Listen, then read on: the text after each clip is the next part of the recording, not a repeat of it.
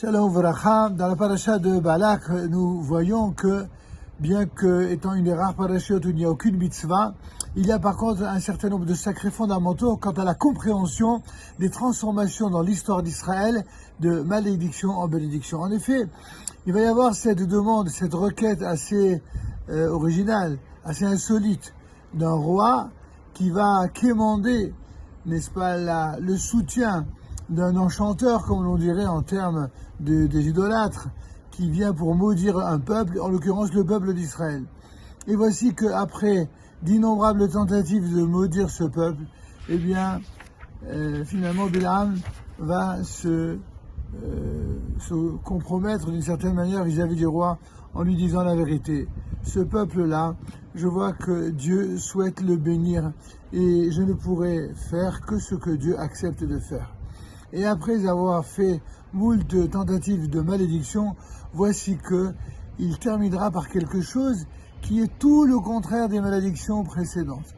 Il va s'extasier devant la beauté des tentes de Jacob avec cette fameuse phrase, ce fameux verset « Matovu ohalecha Yaakov, mishkenodecha Israël » Oh, combien sont belles tes tentes, tes demeures, ô Israël, tes habitations, ô Israël.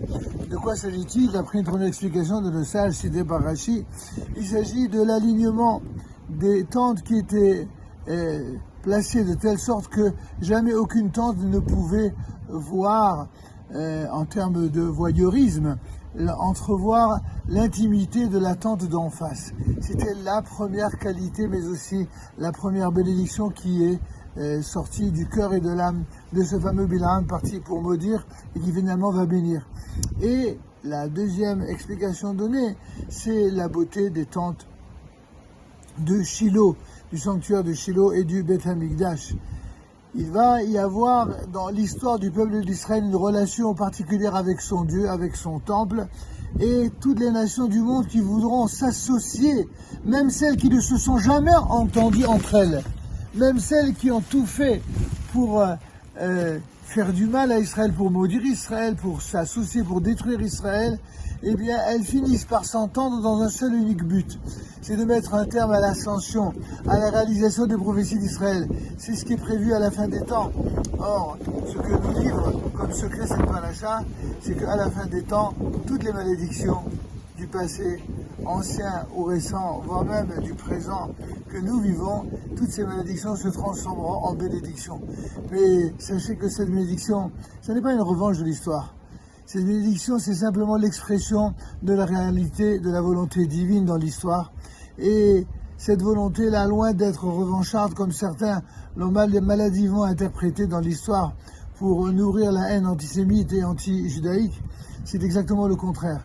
C'est que lorsque les conditions seront réunies, à commencer par la volonté du Très-Haut, de réunir les nations autour du peuple d'Israël, ces nations seront tout simplement bénies et éclairées par la beauté de l'âme collective du peuple d'Israël, éclairée par la bénédiction qui jaillit de cette volonté très très forte chez toutes les composantes du peuple d'Israël, tout simplement de construire, de chercher le bien, même en période les plus sombres de l'histoire. Et lorsqu'on arrive à la fin des temps, lorsqu'on arrive à l'image de ce coucher du soleil qui est juste derrière moi, en plein cœur de Jérusalem, on voit que la beauté de cette couleur qui vient montrer, et sous son angle le plus beau, la beauté de Jérusalem, eh bien, sera une source de bénédiction, pas simplement pour le peuple d'Israël, mais pour l'ensemble des nations.